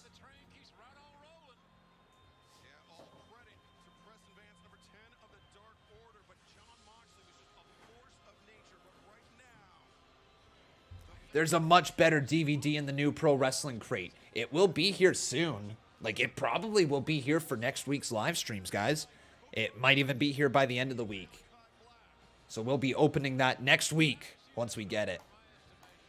By the way, like, Pro Wrestling Crate, can you just sponsor me already? I've bought so many of your freaking Pro Wrestling Crates over the years. Can you just sponsor me?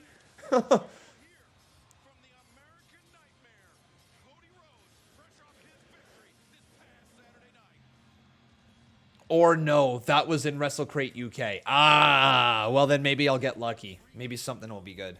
We'll see. Do you get the WrestleCrate every month there, C Wrestling?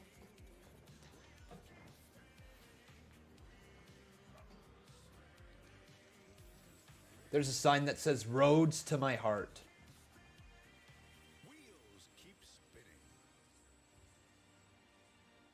Cody just sends his sweater into the crowd as well. There you go. Jason Barker says Tyler Black before he was Seth Rollins. Correct. Correct, my man, before he was Seth Rollins. I hope you guys are enjoying the show today. I really do.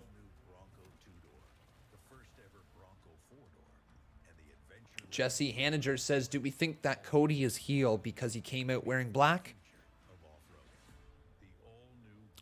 I don't think he's heel, but I do think he is getting slower and slower to a heel turn. Or not slower and slower. Closer and closer and slowly approaching a heel turn. C Wrestling says yes. Every month. Get both PW Crate and Wrestle Crate UK, who I am sponsored by, and don't do the content. Man, I just freaking want a sponsor. Come on.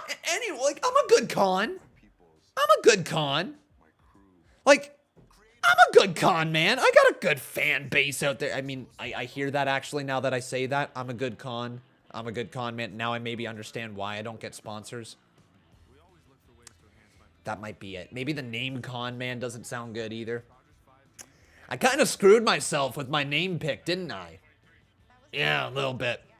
Well, fingers crossed, Con Games pulls in some revenue someday.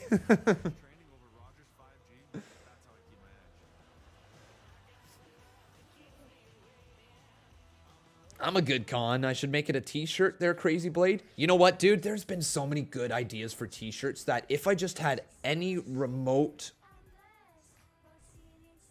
skill in Illustrator or in, I mean, even Photoshop, like actually making logos, I would. I suck at them. And if I got to be honest, the logos that I provided you guys so far have just been passably good, in my honest opinion. I think that there's far better things that we can create in the future. Con gonna get a sponsorship for peppermint tea. I would love that. Sponsor me with peppermint tea. Sponsor me. Like, do you guys remember when I drank all the monsters back in the day? Hell, I'll have a monster sitting in the background. Sponsor me with monsters, man. Looking forward to seeing it, Big Tiger. The Craft Machine says, what was your streaming career like when I first started streaming WWE? Almost overnight success. Almost overnight success. And what I mean that, like, I went from being a Minecraft live streamer, Minecraft YouTuber, to all of a sudden, like, you know, maybe talking to 200 to 1,000 people, to all of a sudden talking to like 20,000 people, it seemed like. It was insane. It was like overnight. Royal Rumble 2008, 2018? 2017 was when I started, and it really, really got going at that point. I had one of the best wrestlers in the world, Malachi Black. I hooked under one arm. I hooked under the other arm. ultimately I would hit a Tiger Driver 98, as Excalibur pointed out so beautifully. But for a brief moment, for a glimmer, I thought about hitting a very different move. What move? And what would happen? What would happen had I hit that move? Would I have popped up? Would I have sneered?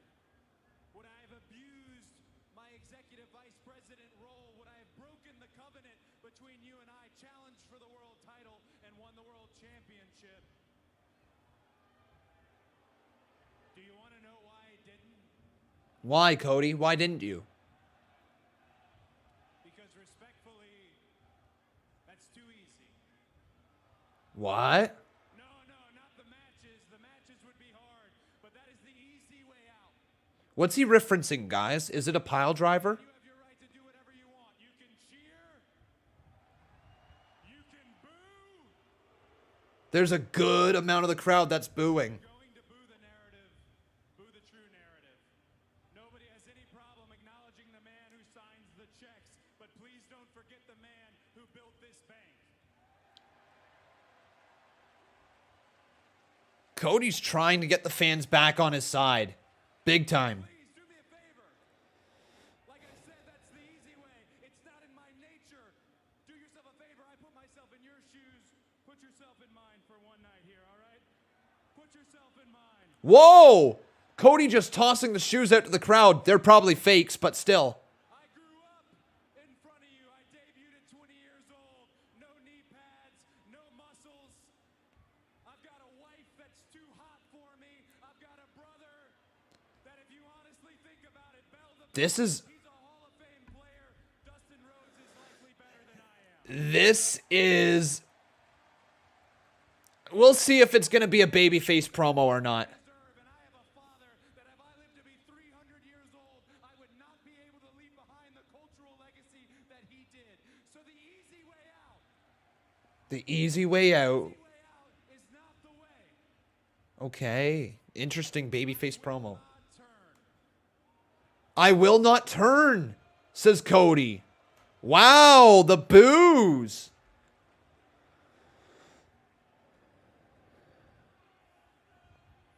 And the reason is because simple, and I don't mean to pander, but I love you guys very much, and I've loved you my entire life. Cody, man. Wow. So if anybody thought that maybe I got a little Hollywood, that I got away from where my eyes should be, allow me to apologize. I apologize to each and every one of you. Wow, he's going out there and apologizing. Everyone in the Nightmare family, Brooke Havoc, Dylan, Sean Dean, Lee Johnson, Brock Anderson, my own brother, and Sir. And sir, he's going to apologize to Arn. This is good. This is a really good babyface segment, whether AEW fans embrace it or not. Allow me to tell you right now, it is a damn honor to Do you guys forgive Cody? Yes or no? I apologize. You were right. Shakes Arn's hand, apologizes to him. Here comes Andrade. Hey, Brandon Harbin, thank you so much for the 7-bomb, buddy. We'll roll that in a moment. Boom. Thank you for the support, man. Biggest dono of the day.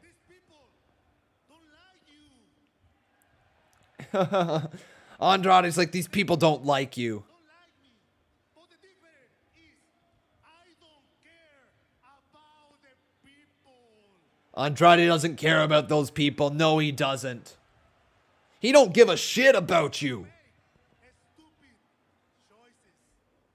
First, that stupid tattoo. The stupid tattoo gets a big pop. Second, you get it in my business. Look at me. Look at me. I am Andrade, el ídolo. But, wait. But, if If, he says. you if you want. Oh, if you want, I can make you my little bitch, says Andrade. Oh, the lights are out. Oh, no, guys. This is not good.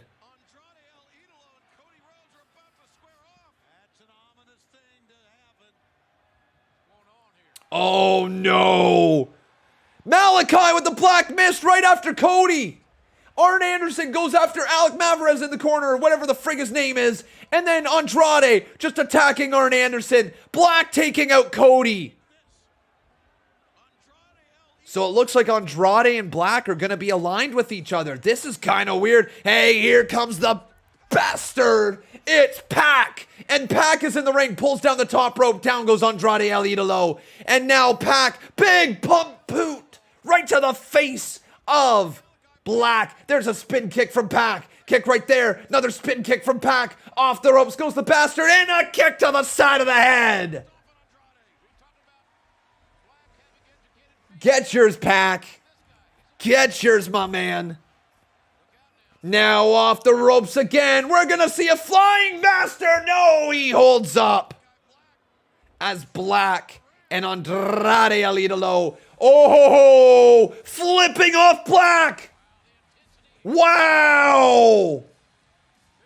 Sitting cross-legged and flipping them both off. What a moment for Pac. Oh, man. That's good. They're kind of nailing this storyline right now, aren't they, guys? Like, they're really nailing it. But up next, is it going to be... Oh, is that on Rampage? I can't tell what's tonight. Yeah, it looks like it's going to be this Friday. But up next, we got ourselves Cody Rhodes versus Andrade El Idolo. Wow. Oh, next Wednesday, not next. My bad, everyone. I'm so confused. They're just throwing so many graphics on the screen before I can digest it. Like, World Title Eliminator Tournament live on Wednesday. There's so much stuff going on. There we go. Now we got up next. Dark Order versus the Elite is up next, our main event. Good Lord. So much stuff was happening right there. Maybe it's also because I have the audio turned all the way up in my ear and I can't even hear myself think. Maybe. I don't know. Might be something like that. Sarah Small, how you doing? Says, I'm going to Rampage next Friday here in St. Louis. I'm excited. You should be. You should be.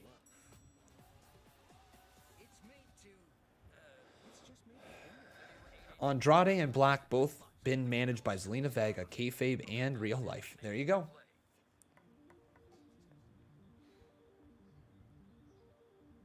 Andrade should bet that if he wins, Cody has to get a Idolo tattoo. Well, that would be different, wouldn't it?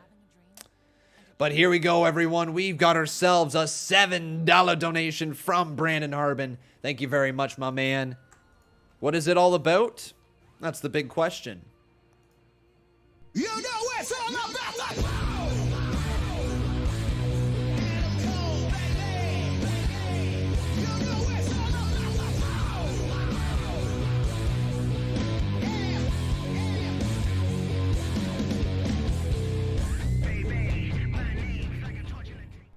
Cody should rejoin the Elite. Brandon Harbin says Cody should rejoin the Elite. That's not a terrible idea. If there was a way to turn him, like legitimately, that might be the way. But I know he says he's not turning. And I hope he continues to say that. Like, I hope... You know what? Like, let's just take a look at this. In the history of wrestling, some of the biggest superstars have been people who draw mixed reactions. You know, John Cena comes immediately to mind. Roman Reigns also comes to mind. And now Cody Rhodes comes to mind. He was the big babyface for AEW. He has done many things in AEW that has led to him being the big babyface. But now that he's starting to go Hollywood, he's got all these extra ventures going on. He's not interested in the world title, obviously, because he can't win it due to the stipulation. But still, he's kind of been falling down the card and showing less and less interest. So that's what that whole promo was about. Trying to get him back in the good graces of the fans, if you will. But Cody is very much drawing mixed reaction, just like John Cena, just like Roman Reigns was. And it's going to be interesting to see what ends up happening. Hogan, yeah, I mean, I bet you could go through every single top star throughout the business. And I'm sure at some point in their career, they had people turning on them, people booing them, right?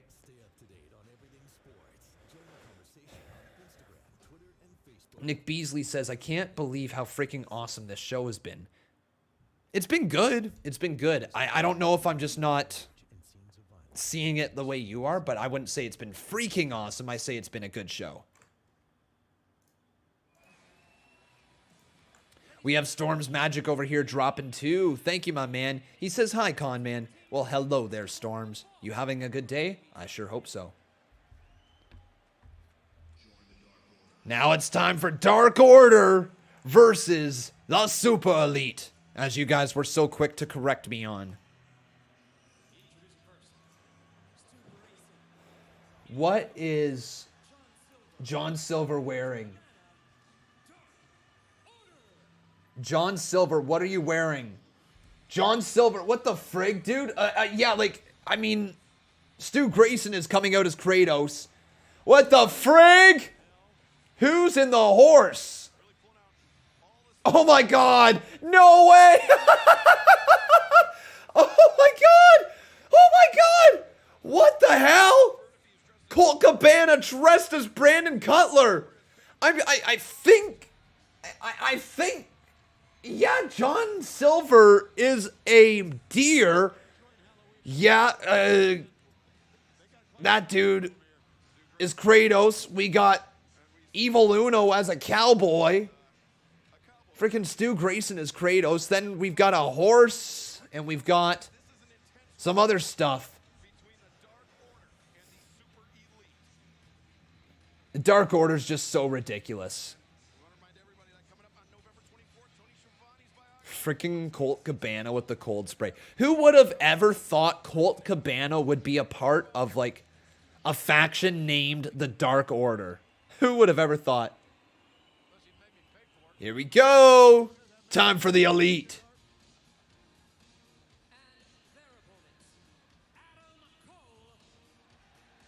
Oh my God, they're coming out as Ghostbusters. Are you kidding me?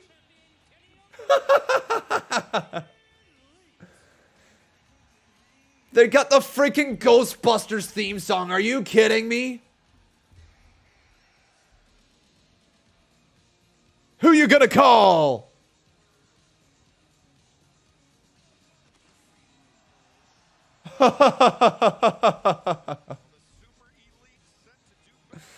Oh my God. Who you gonna call? Ghostbusters.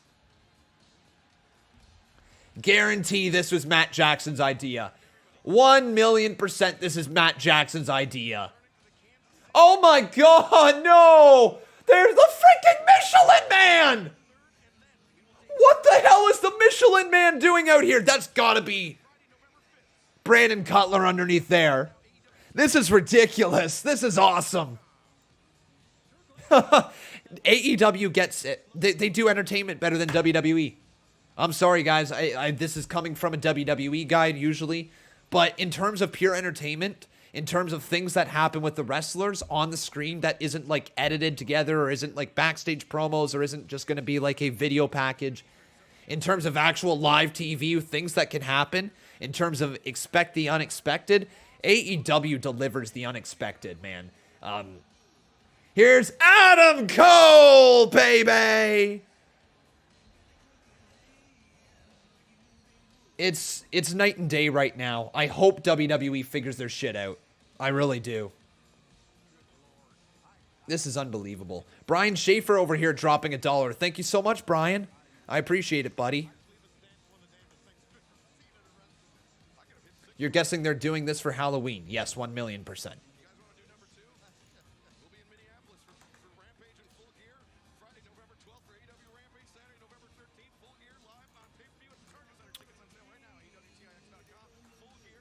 And then we've got ourselves another 7 bomb from Brandon Harbin. Thank you, my man. You know what's all about that.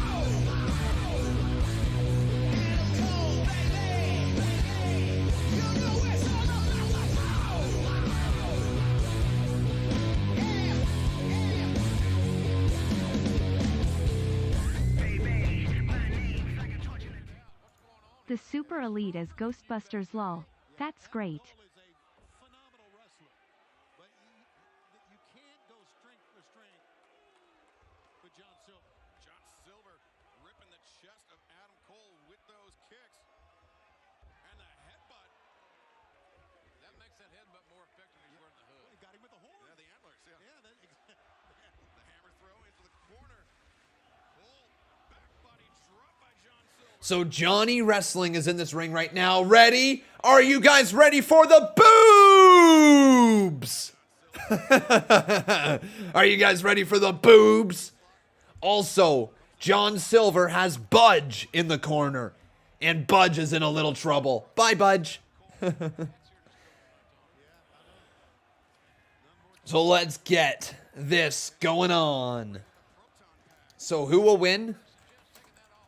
Is the question. It's either going to be Dark Order,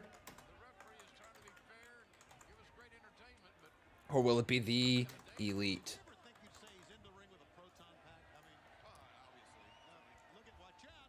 Oh, into the corner, but Evil Uno misses that leaping stinger splash. Kenny Omega moves away. Oh, right into the Proton Pack. And then over the top, down to the floor. Kenny still has his pack. Oh my God! What? That's a DQ. Nakazawa, you can't do that. That's a big dude splashing down on him. That's illegal, ref. Come on.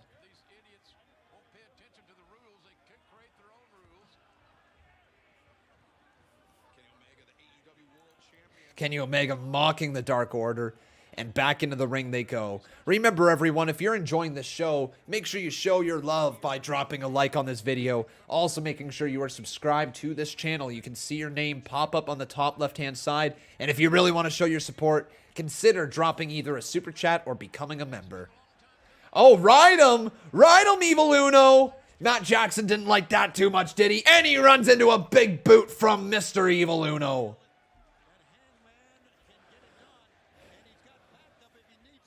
There's some cowboy shit chance.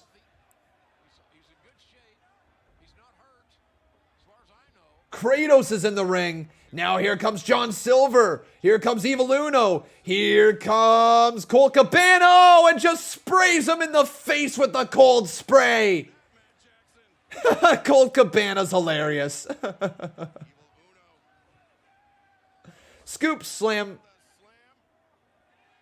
Hey! The Dark Order all get their hands up, and now the Elite is all in the ring. Hang on, they all ran into some scoop slams. Down into the mat goes the Elite. Hey, right back to it. The Dark Order. Like, Frank, man, this is why AEW is so entertaining. They think their matches through, and they do the funny, entertaining, goofy character stuff in the matches. It's not like, yes, it's scripted. Like, yes, it's the moment that they planned on doing, but like they allow the wrestlers to have fun. And like, I'm not saying WWE, like I'm not crapping on WWE, but like I kind of am just a little bit. It's night and day. Like the fact that Roman Reigns dropped a missionary line however many months ago it was. The same thing over and over every single night. It's like missionary. That line got edited out. Roman Reigns tried to put one line of non-scripted stuff into his own promo, and it got a big pop, and WWE edited it out. Like, that line.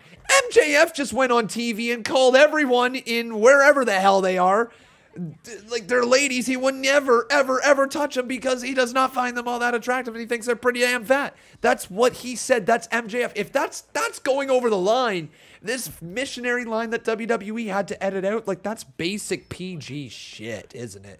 And you're just like, my God, like if you ever allow people in the WWE to be remotely creative when they're cutting promos, when they are producing their matches, when they're doing things in that ring, you know, maybe you'll get the entertainment level back. But right now, WWE, in my honest opinion, is probably at an all-time low for actual entertainment. The matches are fine. The storylines are fine. The feuds are fine. But think about this. The most interesting thing that has happened in WWE over the last, little while is Charlotte Flair and Becky Lynch got into a altercation backstage. That's it. That's it. That's the most interesting thing that has happened in WWE in how long? People can't shut up about it. People now want to see this match between the two of them. And you're just like, hey, that's some pretty basic level shit. You're not, in terms of entertainment, what? That's the most entertaining thing going on. Meanwhile, you watch this right here, and you look over, and you see the freaking Young Bucks kissing Adam Cole on the side of his cheeks as he locks in a submission hold, and it's just like they're doing different things with it every single week. It's just they're trying to add in more tiny bits of character work in the actual matches, things that people will remember, and that's what WWE used to do. They used to do the Undertaker, tongue out, lights go off. They used to do the John Cena, you can't see me. They used to do the Shawn Michaels pose in the center of the match. You know what I mean? You guys know, there's so many moments in wrestling that you can obviously pinpoint and say, that's a character moment. They built up on that character. They did that entertaining. You think back to the trick or street fights that WWE has put on for all these years, right? Those were entertaining. But were they ever done with any purpose? Not really. They were just kind of done just because it was Halloween and they felt obligated to do something. This is a random 4-on-4 match that they're all wearing costumes down to the ring for, and it's been entertaining. They built up to this match. Anyways, this is not me trying to bitch and moan about WWE, but it is pointing out the shortcomings that they've had over the last little bit. Regardless, let's talk about this match.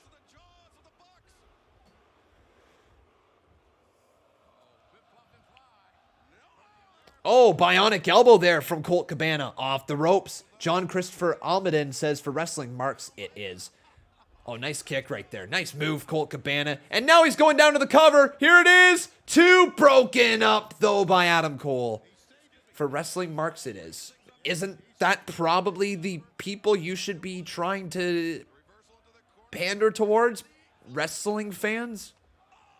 I don't know about other shows that don't pander towards, let me just ask, the NHL, do they pander to non-hockey fans? I'm sure they try to attract people and turn them into hockey fans, but do they pander to non-hockey fans? Maybe a little, but you get what I mean, right? Most of the attention is on hockey fans. Same with football. Most of the attention is on football fans. Good Lord, John Silver taking everyone out. John Silver, now what's this? Running knee to the back of the head. Ooh. Snap suplex right there, Silver. What a baby face this guy is. Oh no, he runs into a couple of super kicks. Tag has been made. And guys, let me know if you agree or disagree with me on this one. Oh, here we go. Snapdragon suplex from Omega. If you agree or disagree. There truly isn't casual fans anymore in wrestling. Oh, triple super kick and a slam down into the mat. That's got to do it. 2. Kratos breaks it up. There you go, Kratos. There is no longer casual wrestling fans. There are people who will casually watch wrestling, but there is no longer casual wrestling fans. You either watch wrestling or you don't in 2021. Big knee right there. Uh-oh. Big enziguri to the side of the head. Big kick to the side of the head there of him. Oh, no. Super kick to the face of the referee.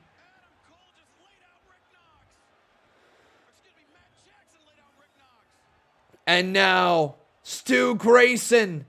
Grayson with some knees to the face. What a match this has been. Kratos has him up on his shoulders. Stu Grayson, though. No! Low blow to Grayson. Matt Jackson. It's like, I'm thinking John Silver. The big bad deer is in the ring. Oh, no. The rest of the Dark Order. No! 3 more low blows. The referee is down. Now we're getting all of the Ghostbusters equipment back in the ring. What's about to happen? Oh, what are these guys gonna do? The referee is down. He's out cold after that super kick. The Dark Order in the center.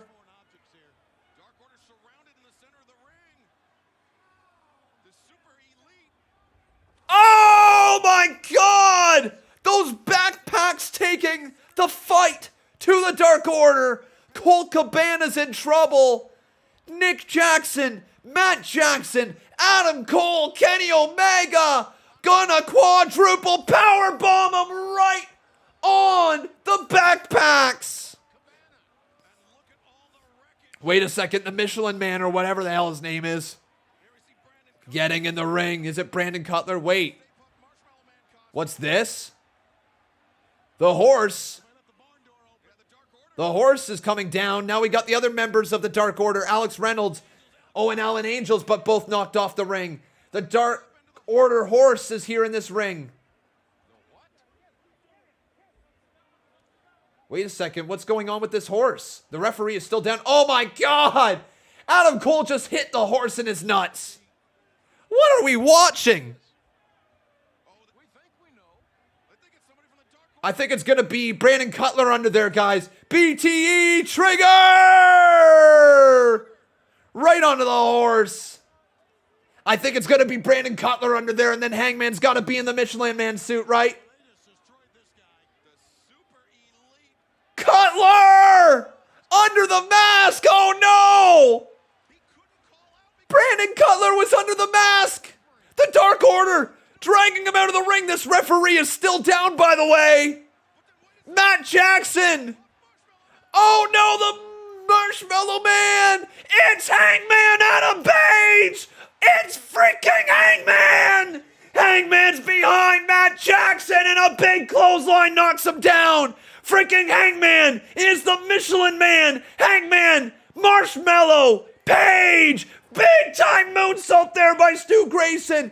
Oh, running at him! He's got him! Deadeye delivered to Omega! John Silver now! Gonna go right back to work! Johnny Hungy! Johnny gonna sit out Matt Jackson! What a spinning powerbomb to the cover! Referee is up! 2! It's over! The Dark Order wins! The Dark Order wins! What a match! What a main event! Woo! Now that was fun!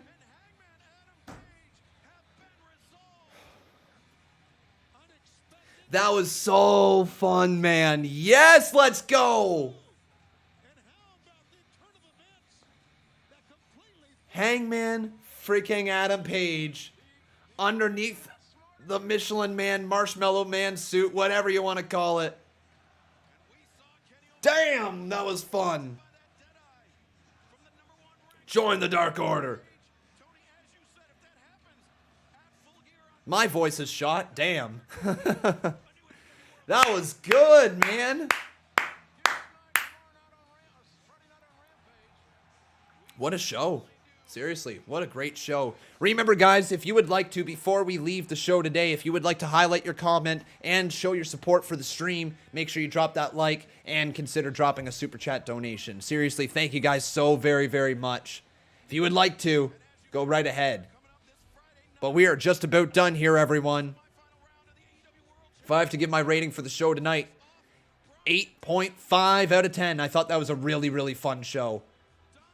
8.5 out of 10. That main event elevates it a lot. I thought the rest of the show was good, not great. Actually, not the entire rest of the show. The promos were fine. There were some good matches on the show as well. Some good segments. Yeah, 8.5 out of 10 is my final rating for the show today. Who won? The Dark Order did, and Hangman continues to be one of the most popular stars in all of wrestling. It's also nice to see it's nice to see a show end with the baby faces standing tall.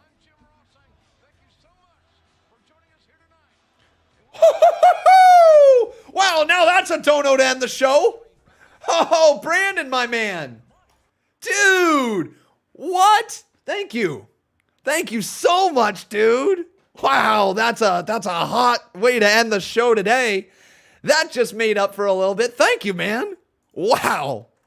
Wow. That is incredibly kind. Let's get to it. Roll it, dude. 42 bomb. He says Windham needs to sign with AEW. Where would you guys like to see Windham sign? The former Bray Wyatt. Hurt. Heel.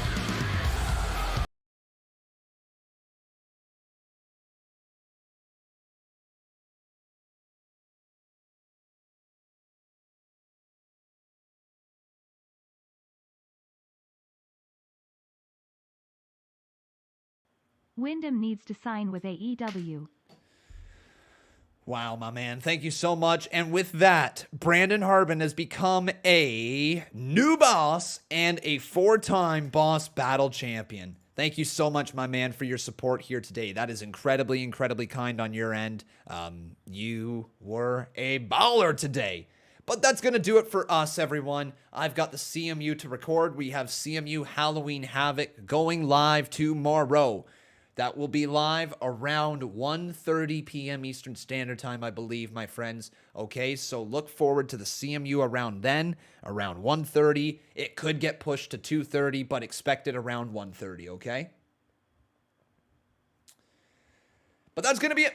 Thank you very much. Once again, big shout out to Alea Sessions, Brandon Harbin, Storms Magic, and Brian Schaefer, and one more time to Brandon Harbin. Your guys' donations are greatly appreciated. It allows me to keep doing this every single night. It allows me to pay our rent for our family and to pay our way through this job, you know? So I really, truly appreciate it, everyone. You are part of my family, and I deeply appreciate your viewership. Take care, everyone, though. Have yourself a wonderful rest of your night. Come join our Discord if you want to talk to more wrestling fans. Come follow me on Twitter if you want to send some stuff my way. But that's it for me. Thank you very much, everyone, for watching. I've been Khan, and that was AEW Dynamite.